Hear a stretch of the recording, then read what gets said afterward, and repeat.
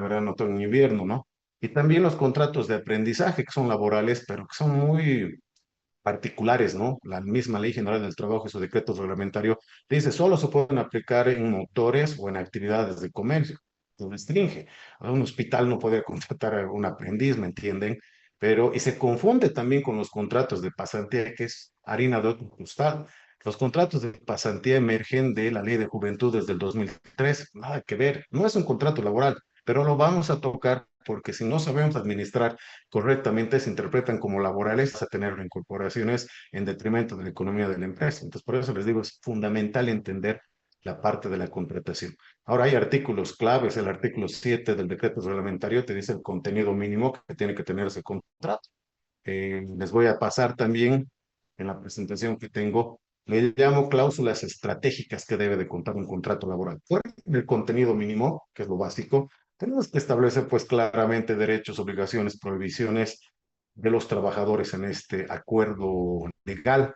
También tenemos que ver temas de garantía, hay que profundizar en un periodo de prueba, propiedad de intelectuales, varios aspectos que sí o sí tiene que contener estos cuerpos normativos. No es nomás agarrar, bajarse del internet 5 cláusulas y listo. O sea, depende la administración de los recursos humanos de un buen contrato laboral y de un buen reglamento interno de trabajo. Les voy a enseñar de una vez a sacarnos también ese mito odioso. El ministerio no aprueba el reglamento interno, no puede aplicar. Hay jurisprudencia que dice que debes aplicar y es el instrumento más valioso que tiene el empleador para la administración de los recursos humanos, como les decía. Entonces, es bastante interesante toda esta situación y esta es la punta, ¿no? Tenemos que complementar nuestros contratos también con las previsiones del artículo 46 de la Constitución y vamos a ir un poquito más allá. La Ley de Higiene y Seguridad Ocupacional, tenemos que hablar de la Ley de Seguridad en la Construcción, el SOAT-C y bastantes convenios internacionales que hablan referente a lo que es la seguridad industrial, higiene ocupacional, bienestar y otros, ¿no? Eso también tiene que contener tu contrato. Ahora, parece que estoy hablando mucho, ¿no? O sea, muy ampulosamente, pero aspectos básicos como el examen preocupacional, el examen ocupacional o periódico y el examen postocupacional. Con eso vas a generar problemas posteriormente cuando desvincules a los trabajadores y similares. Bueno, una vez terminado el análisis de los contratos laborales, vamos a ir a ver también qué sucede cuando la relación laboral concluye. O sea, qué hay que pagar al trabajador, qué beneficios sociales hay que pagar, qué derechos laborales. Ya de antemano les aclaro. Muchas veces escuchamos que dicen beneficio social. Yo digo, ¿te tus beneficios sociales? Sí, pero ¿qué son los beneficios sociales? El beneficio social, bueno, los beneficios sociales exclusivamente son dos, por si acaso, indemnización y desahucio. Y doctor, el desahucio y la vacación, eso se llaman derechos sociales o laborales, es totalmente diferente.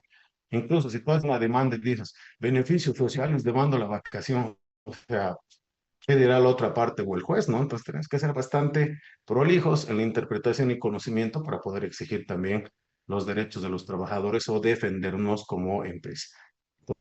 Entonces, o de la relación laboral. Es lo mismo que un trabajador renuncie a que un trabajador eh, fallezca por causas naturales o fallezca en un accidente de trabajo o haga abandono de funciones, situaciones que van a ir cambiando los cálculos de los derechos y beneficios sociales, ¿no? Si fallece en un accidente de trabajo, les cuento que fuera de todos los derechos y beneficios, hay que pagar una indemnización de 24 sueldos. Se llama indemnización por muerte en accidente de trabajo. Si el trabajador abandona sus funciones, desaparece, nunca más vuelve, cualquiera de ustedes diría, o cualquier persona usando la lógica que debería de sancionar a ese trabajador, pero me ha dejado parado, irresponsable y demás. Les cuento que no hay ningún tipo de sanción. Igualito le tienes que pagar absolutamente todo, en este caso menos el desahucio. ¿Qué pasa si despides cuando un trabajador ha incurrido en una causal de despido? Le vas a pagar sus derechos laborales, pero no sus beneficios sociales. No le pagas indemnización ni desahucio. Entonces, es importantísimo también conocer los motivos de o las causales de las extinciones o el cumplimiento de los contratos laborales. Un trabajador que ha vencido su plazo, su contrato a plazo fijo o su contrato de obra, le tengo que pagar desahucio.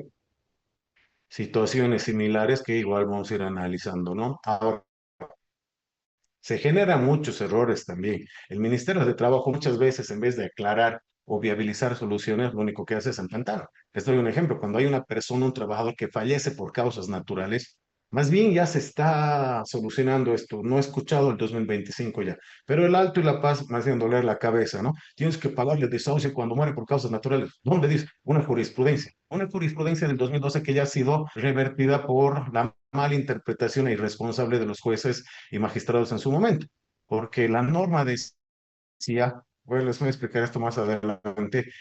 Hay un decreto ley de 1949 que hablaba de la indemnización y que decía que cuando un trabajador fallecía, esa indemnización o quinquenio que le llamamos ahora, se tenía que pagar.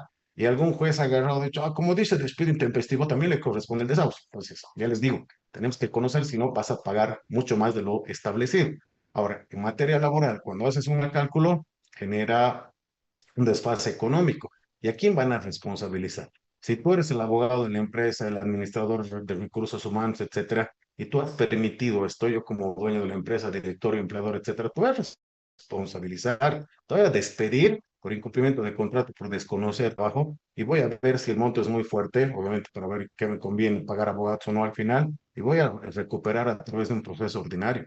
Entonces, no es gracioso, no es sencillo y es complicado cuando un trabajador no conoce estos derechos, las interpretaciones y aplica incorrectamente lo que es el derecho laboral. Miren, la implicancia que puede dar. No solamente me he equivocado al calcular, pagas o generas reincorporaciones, ¿no? Entonces es un problema. Bueno, posteriormente, después del tema de los de los cálculos de beneficios, vamos a ver temas relacionados que están en boga últimamente, ¿no? El acoso laboral. Está de moda. Mucha gente, con razón o sin razón, está acudiendo a estrados judiciales o está acudiendo a lo que es la administración pública, Ministerio de Trabajo en este caso, para realizar las denuncias de acoso laboral o acoso sexual en el ámbito laboral. Hay que saber, ya les digo. Muchas veces es con razón y otras veces son los trabajadores negligentes que se blindan de este acoso laboral para evitar despidos. Son parte de las estrategias que ya se están dando. Entonces es importante entender también lo que es el acoso laboral y el acoso sexual. Pero el acoso sexual en el ámbito laboral no es el que está definido en el Código Penal. El acoso sexual laboral tiene otras consecuencias, ¿no? Tiene también otra eh, se da a través de diferentes situaciones. El silbar, cuando está pasando, no sé, una compañera de trabajo, o una mirada lasciva, o mensajes que se puedan enviar entre compañeros de trabajo, puede tener esta connotación. Ahora, obviamente, si es una pareja y se mandan, no sé, mensajes de contenido sexual, creo que ninguno de los dos se va a molestar, pero si hay uno que no participa de eso, obviamente que puede sentirse, no sé, molesta por la situación y denunciar, y esto puede causar la desvinculación de un trabajador. Incluso hay otras situaciones, el sexting y otras formas que se puede llegar a acusar de esta manera. No es necesariamente te voy a despedir o no te voy a subir tu sueldo si no tengo un favor sexual con esa persona, ¿me entienden? Entonces, interpretar y entender también esto es muy, muy importante.